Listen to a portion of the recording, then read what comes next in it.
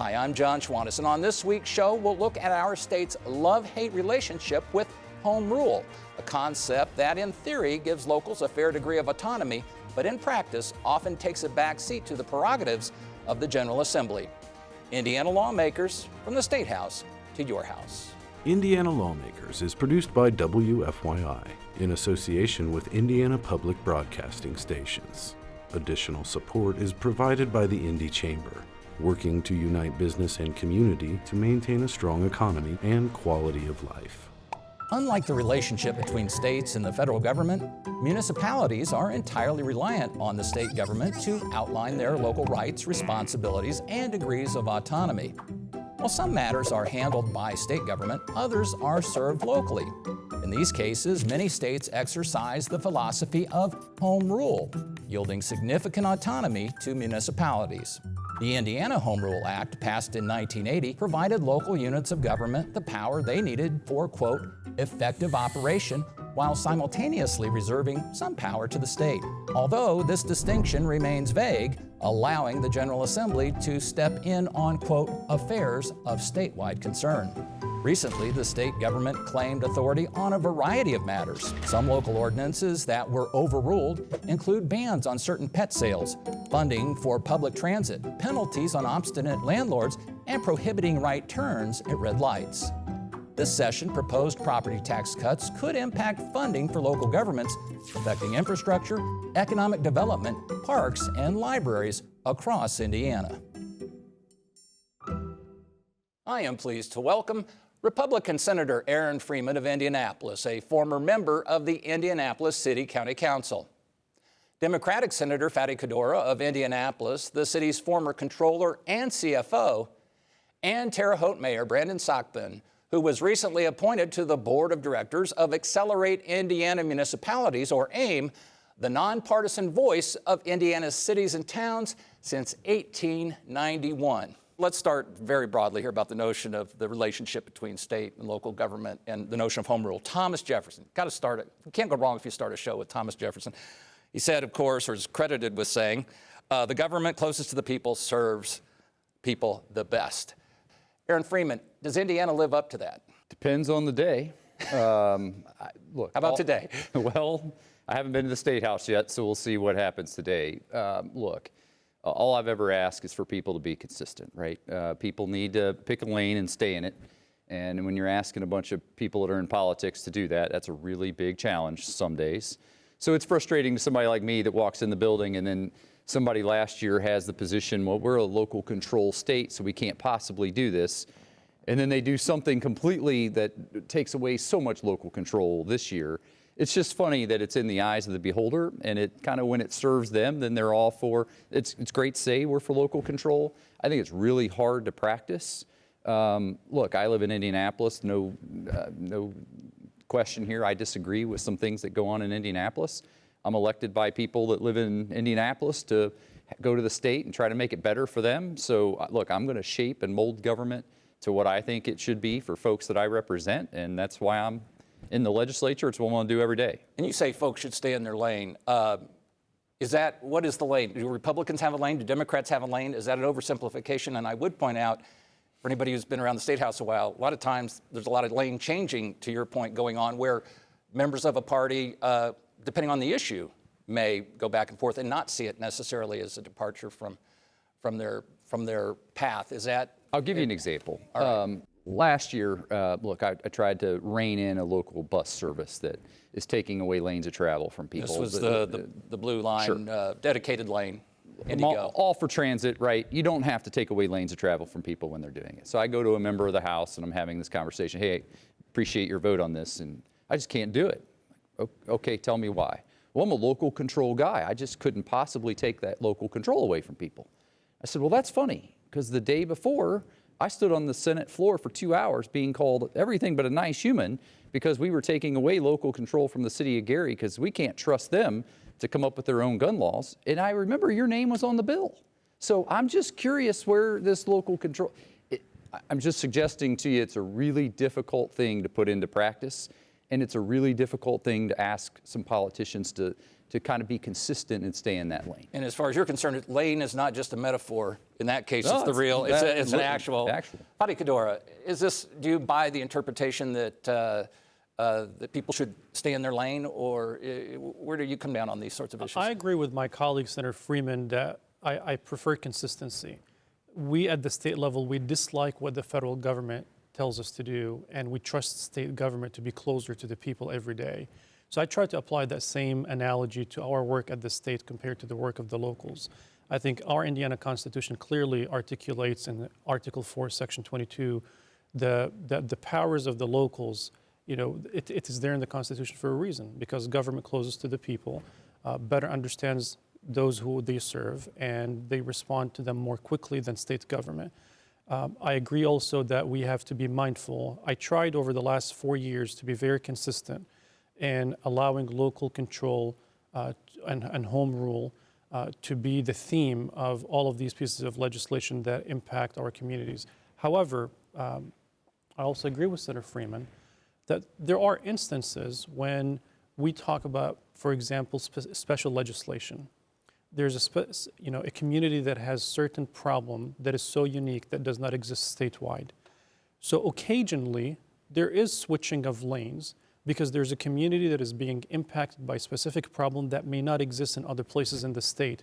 So I'm all for consistency, for nuanced policy discussions, and for balancing the relationship between the state and the locals. And there's not supposed to be specific legislation, but that always is fun to read a bill, for instance, about the Indianapolis Motor Speedway, and it's a facility in a first-class city that hosts at least 250,000 people on a single day. Mayor, you've been listening. Yeah, you took office discussion. in January of 2024. When you got in office, what surprised you about how much power you did have vis-a-vis the state and how much you didn't have vis-a-vis the state? So, actually, I think my military experience shaped my leadership style a lot more than academia. Former captain in the Army Rangers. Right? Yes. And I think a big reason is something that I learned with Joint Special Operations that I practice here in government is getting that bottom-up style feedback. So a great conversation in today's political world is efficiency. And when you look at local government and how we've tried to be efficient in the city of Terre Haute, a lot of it is data-driven decisions by the user and by the employee working in government. And I say all that because I want to tie it to this local control conversation. I concur with the two good senators here. It can get frustrating to not see that consistency. Where I'll slightly change my point, though, is what I don't like is the term staying in your lane, right? At some point, I do believe you have to be audacious. And to be audacious, there's a right way and a wrong way to do it. The right way is to have conversations with these gentlemen, say, hey, look, here's how this statewide policy is affecting me specifically. A great example is Senate Bill 1, right? The governor asked us to bring our data and present it to the State House of what that current version of the bill, and we should just say this is property tax relief, which has an impact, obviously, on local government. And so that's something that I did. I said, okay, under the current language of this bill, here's what we would be losing, and here's everything we've already cut the last 20, 30 years in the city of Terre Haute, right? And I appreciated that conversation because it's like, let's bring the data to the State House. What I don't appreciate is when other members of the legislature, not these two, use that conversation to say, oh, well, there's that young Democrat mayor saying we should keep taxes high. Incorrect, no. All I'm doing is presenting the facts of the current bill that you are discussing at the state level and showing how it applies locally. I don't think we asked enough local government elected officials about Senate Bill 1. Because in this bill, you'll see, well, we're going to give locals the opportunity to do local income taxes at the city and add more to the county rates. And I said, whoa, why are we pushing this down? Let's have a conversation about maybe we get away from income taxes and property taxes and look at other taxing revenue styles to help spread this out across, I don't know, maybe a sales tax on services so we can capture people from Michigan, Illinois, Ohio, and Kentucky when they get services right here in the Hoosier State. So that's kind of how I've always looked at it as, you should get out of your lane, but in a respectful, pragmatic way. I wasn't going to jump into fiscal policy right away, but let's do it. You opened the door. And the reason I was going to shy away from it initially is we really don't know how these things are going to shake out because the revenue forecast, the updated revenue forecast, is still a few days away. kind of all bets are off until then. And as we joke before taping, it's probably before the gavel falls, sine die, in the remaining hours of the session that we'll really know what happens.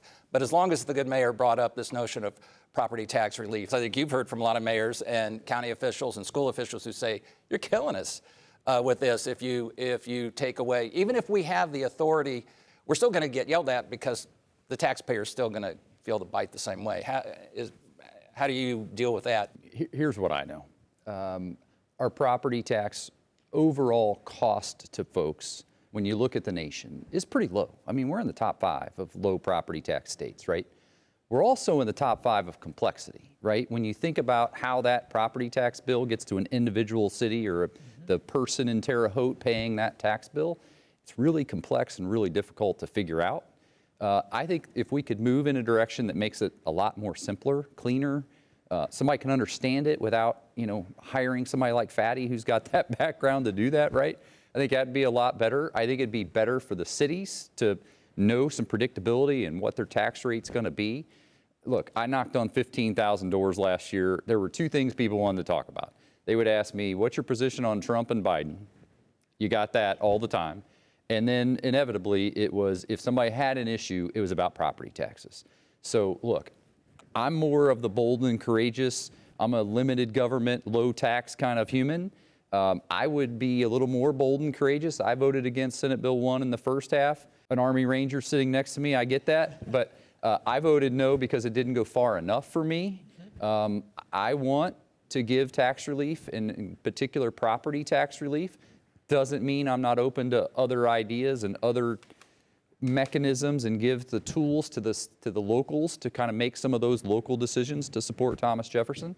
But look, let's see what the revenue forecast looks like, and then sometime we're going to have to be bold and courageous, and I'm willing to do it now. And if I could do justice to those listening about your position on Trump, since that's one of the 2 questions, correct me if I'm wrong, you said you love his policies and his judicial appointments, but you'd like to take a cell phone and hit it with your truck because of all. If we could remove the cell phone sometimes, that'd be. I'm guessing you meant the text. Be a beautiful thing. All right. Let me just jumping in here because I really appreciate, and I would agree, I think, and I won't speak for the 2 of them, I think we all agree that tax relief is needed in the Hoosier State for select communities. And my entire argument surrounding Senate Bill 1 is, yes, we did not go far enough in terms of property taxes. But to be able to go further, we have to look at replacement revenue. And using income tax as a replacement revenue source only hurts Hoosiers more because it's a regressive tax. Now let's further define why we need the current system of property taxes. The city of Terre Haute, our property taxes only go to wages and salaries. Our streets are funded through state funding, motor vehicle highway, local road and street. Our economic development projects all have to be stacked with a federal, state, or private foundation grant just to get a morsel of quality of life projects. So I say that I do support types of taxation. Why? Why? Because I support police, I support fire, and I support the education system. I agree with the senators that we need tax relief, and I would just certainly hope that we can find a better replacement revenue source than income tax. You brought up another leg of the fiscal stool, which is local road funding, because Purdue came out with a study before the session that said that there's a $500 million gap, not in the state maintained roads, but in local maintained roads, just to keep roads functioning at their current capacity.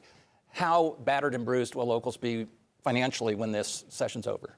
So I agree with my colleagues. I like to think about things very systematically and look at not one piece of legislation, but all pieces of legislation and the collective impact of those pieces on property taxes and all fiscal matters. There are several pieces of legislation, not only Senate Bill 1, but Senate Bill 518, which was folded in Senate Bill 1. It impacts our local schools as far as shifting property tax dollars from traditional schools to charter schools. There are other bills such as House Bill 1515, which basically dilutes the regulation of where charter schools can be, so you can have hundreds of schools that can open and that could impact the property taxes. That, since that was a point of contention just in appropriations last week. But correct. So the point I'm trying to make here is that I fully support property tax relief for Hoosiers. It has to be targeted. It has to be smart, specifically Hoosiers on fixed income, senior citizens, veterans, and so on. I did introduce this session Senate Bill 394. It had a mix of tax relief, not only just one type of tax relief. My bill would have eliminated utility taxes. on critical services such as water, electric, and gas. It would have created sales holiday multiple times a year for families, and then it backed property tax relief by state revenues. I'll conclude on that point by saying, we as a state, prior to my time, the state made a decision that we will share property tax funding with our schools at a local level, meaning the state will not 100% fund our local public schools. So they shifted that part of the burden of funding public education in the state of Indiana to the locals. So when a school does not have ample resources or local government, they have to raise property taxes at the local level, go to the ballot and ask folks, can we get a little bit more out of your property taxes to fund our schools?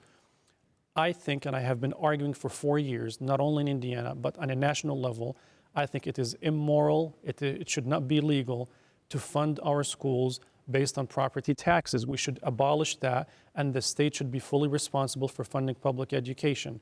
Because a child should not, their future should not be determined based on the zip code that they live in. If I live in a neighborhood with low assessed value, that means that my school will not be funded, and now I have inequity across the state.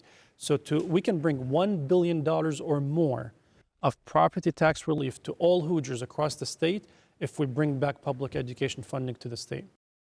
We could spend the whole show talking about finances, but it is important.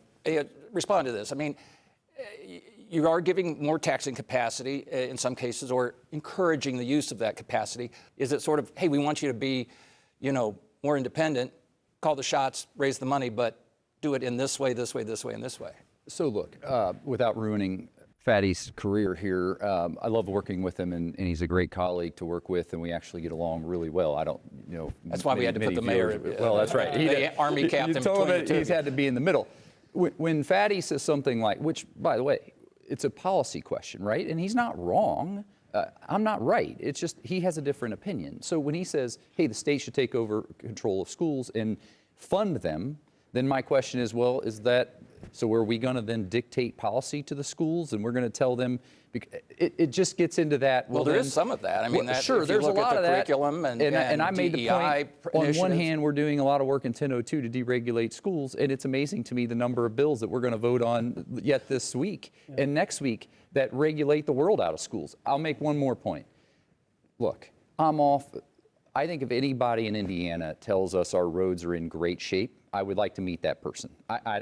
Whether in Terre, Haute, Indianapolis, Richmond, wherever you go, our roads are a concern. Here's been my point, and this is where Fady and I probably disagree slightly, right? In 2016, when I was leaving the City-County Council, there was a report out that Indianapolis was $1 billion behind in infrastructure need, right? And instead of putting money towards that, we did a referendum, and the state allowed a lot of money. We're hundreds of millions of dollars into a bus service in Indianapolis that I would ask the person that thinks it's going really, really well, and you wait until you take away 2 lanes on Washington Street and a turn lane in the middle, I want the person that supports that to come talk to me, right? We've put all this money into a service, hundreds of millions of dollars, that could have fixed roads, that could have fixed potholes. I'm just suggesting, so when the state collects money and gives it to the locals, there's got to be a respectful conversation with our mayors about how that money is used. Just to be clear, though, and I may be wrong here, but a lot of that money was federal dollars. It may have been designated for mass transit. Hundreds of millions of dollars of federal dollars. That were for mass transit. Wouldn't necessarily, I'm just saying, you couldn't just arbitrarily, the controller or CFO couldn't have shifted the money to. That's a very good point I want to add is I follow a lot of our state legislators online. And I recently saw a state representative. I know I should. And he was going on saying, man, we pay all these property taxes and it's not going to roads. And I thought, oh my goodness.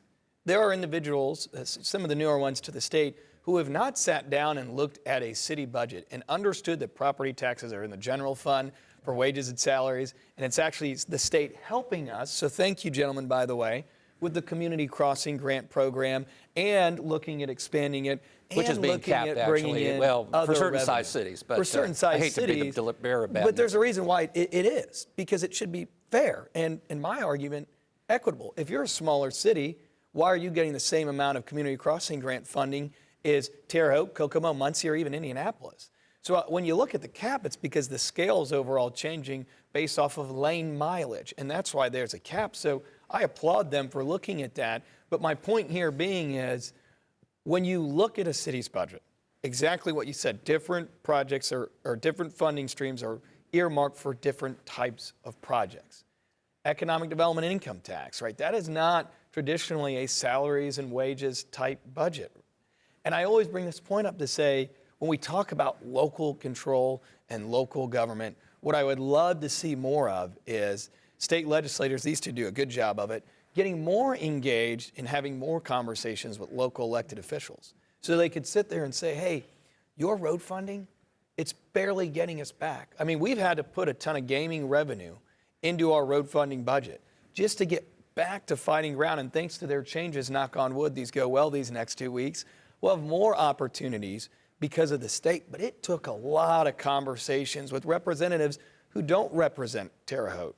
But thankfully, they answered the call and they're willing to work on that. That does not happen every day, and not every mayor gets that treatment. You know, in the budget discussions and in the property tax relief discussions, I don't know if this will ultimately see light of day, but tapping township government surpluses, which are sizable in some cases, and using that, is that a good idea to tap the municipality or the government structure that's even below cities and towns? I think at this stage, collaboration between different levels of government is where you can find innovation and you can find solutions. So if there are surpluses in township capital funds at the township level that can be used for those purposes, I'm all for that discussion. It is not either or, it is all of the above type of solution. And we are not that different in our ideas. Actually, even with Senator Freeman, we do agree on mass or public transportation. I think Senator Freeman is interested in efficient. He frequently would say on the Senate floor that I'm not opposed to public transportation. Just don't set aside that dedicated lane. So that becomes a specific, nuanced policy issue for that locality. But I think when I was the city controller, for example, one of the main requests that we were negotiating with in economic development when we were trying to attract global headquarters to Indianapolis or even large businesses from across the nation, one of the top 3 questions was always, do you have transportation to take thousands of employees, for example, from downtown to the airport or vice versa? So we do agree on the overall policies. I think how you get there and the nuances, I don't think you will find a Republican and a Democrat disagree that we need to be efficient, we need to do business in the way that best serves the people, and we need to be very smart in how we utilize taxpayer dollars in the most efficient and most suitable way. Locals can't have gun ordinances, they can't have employee minimum benefit requirements, they can't have single-use plastic bags, et cetera, et cetera, et cetera. The legislature and the State House is the most exhilarating place to work, and it is the most mind-numbingly frustrating place to work. And in the same day, I mean, it is a roller coaster sometimes in the issues that we tackle. Your township question to Fady just a second ago, right? I mean, I hope you see us say that there at least needs to be a vote at the local level to give those dollars so that it's not just the state coming in and taking them. I hope I will have an amendment to that effect, that there's actually a vote. And then I hope we can agree that if they do vote, and if those local dollars are going to go for road funding in this case, I hope it stays in that township. I hope we're not pulling money from one township to another. I hope we can agree as a body that money should stay in that township. So maybe a well-intentioned piece. Which may be tough, though, in terms of roads that cross township boundaries. Well, that's right. But then there needs to be a match between the townships. I wouldn't want to see a township lose their dollars and go to a different township, even on that level. So, look, I'm not completely taking away local. I absolutely think there needs to be some local control. I'm just probably more than most people in the State House willing to say, look, there's occasions where we're going to interject. It's state dollars going, and just as the conversation about schools. So at what level do you put strings on that money? Well, I just wanted to hop in. I know we're talking a lot about Indianapolis transportation, so I'm going to kind of blow your socks off and talk about Terre Haute transportation. 90% of our transit is funded by state and federal dollars. In the city of Terre Haute, I'm not quite sure the ratio in Indianapolis. So for our local match, instead of using transit fares, we used gaming tax revenue. That led to a 100% increase in our transportation in the city of Terre Haute, and we didn't take away any lanes. Bless you. The reason being is we wanted to connect employees to employers. So we synchronize transit with workforce development programs and job fairs and adult education programs to grow our median income. We do all three of those to grow our tax base. You spend all the time doing that. And then you go up to Indianapolis and you hear, oh, wait, no, now we have to change this or that. So I agree with him. If the state is moving in an issue like transit with state dollars, yes, correct, they need to get involved. When it doesn't, I go, oh my gosh, I just spent months trying to grow our median income, connecting, kind of like a point guard passing the rock, and now I'm like, I got to reset the offense. I'm just hearing that you're suggesting that under the home rule principle that cities and municipalities should be able to start their own casinos at their own discretion. We're not going down Wouldn't that road. be? All right, now we're down under, good filibuster there. You've got a future in politics. Real quick, though, what's the one thing that's out of kilter now? If you could change one thing about the balance, what would it be between local government and state government? I think the consistency piece and the nuanced approach and systematic approach to the way we do legislation. I'm not saying this in any negative way, but unfortunately the nature at the General Assembly is that we are very transactional. People look at each piece of legislation and there's not their ability to pull back and look at the entire picture. And second, the nature of elections. Every 2 years you have new folks coming in. So elected officials are focused on what can I accomplish in the next 2 years from my local community versus the state. I want to take some wins back to my district. So these are complicated discussions that we have to balance and to be sure that we're truly protecting the locals, we're giving them resources, we're holding them accountable. But I am in the view or in favor of collaboration, open communications and consistency in the way that we work with one another. Anything out of kilter? I agree with Fady. Consistency is an issue. It's easy for legislators to say, I want to deregulate schools, for example, and then the first time there's an issue, boy, we're regulating the world out of schools. So, all right. You agree, consistency. All right. Gentlemen, thank you very much. Obviously, important topic, and I appreciate the passion and expertise you share with our viewers and listeners. We appreciate you. Again, my guests have been Republican Senator Aaron Freeman of Indianapolis, Democratic Senator Fady Qaddoura of Indianapolis, and Terre Haute Mayor Brandon Sakbun. And time now for our weekly conversation with Indiana Lawmakers analyst Ed Feigenbaum, publisher of the newsletter Indiana Legislative Insight, part of Hannah News Service. Ed, local government, the friction between local and the state. What's your take on this? Well, it's interesting that local government is almost the farm system for the General Assembly, and Senator Qaddoura and Senator Freeman both came from there. And it seems like everybody likes local government, wants to let them do what they need to do and respects home rule until they do something that they just don't like. And that we've seen those, there are so many preemptions, whether I joked about the plastic bags, but it's also benefits, it's gun rules, road it's diets, landlord rights, and so forth. Is there any city that has weathered this storm better than others? Well, I think you can point to Gary as perhaps being able to overcome this going forward. They've got a mayor who came from the Senate, a mayor who, when he was in the Senate, actually had a vision for the city that he tried to accomplish through legislation in the Senate. The head of the Gary Sanitary District Board is a member of the Indiana House. And I think that when you've got those kinds of relationships, there's bound to be a little bit more trust. And I think they'll give Gary a little bit more leeway going forward than they've given some of the other mayors of Gary and some of the other mayors around the state. So instead of going from mayor to the State House, you should go State House to the mayor's office, I guess. Ed, as always, appreciate your insight. Thank you, John. Ensuring adequate and affordable child care for the kids of working Hoosiers is proving to be anything but child's play. On the next Indiana Lawmakers.